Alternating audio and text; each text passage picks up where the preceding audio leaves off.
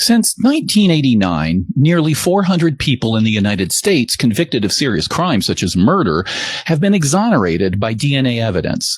This includes 21 people who had been sentenced to death. They served an average of 14 years in prison, all because eyewitnesses falsely identified them as a perpetrator.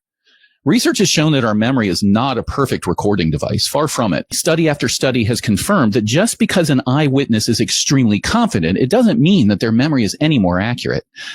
What does this have to do with religion, I hear you asking? I'm glad you asked. If we so regularly get it wrong today, where eyewitnesses are recording their testimony within days or even hours after significant events, and we still make catastrophic mistakes like these, how can we possibly rely on the Gospels, which are translations of copies of translations of fragments of anonymous books, none of which are originals, and all of which are based on hearsay at best and ancient oral tradition at worst, the earliest of which was written generations after Jesus' death? And the kicker? None of the Gospels were written by eyewitnesses. But even if they were, what would that mean, given everything I just pointed out? True, our memory is not perfect, and it's never going to be.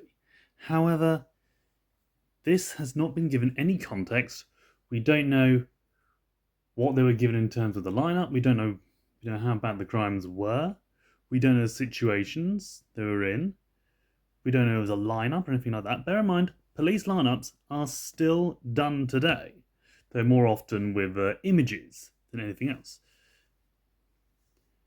And realistically, we need to have clearer understanding of what the studies are before you can definitely point out that the Gospels fall into this trap and therefore are unreliable.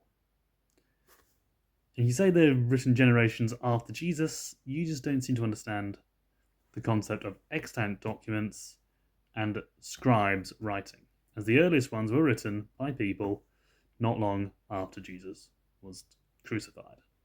Maybe a few years, maybe tens of years, but still pretty close to the time.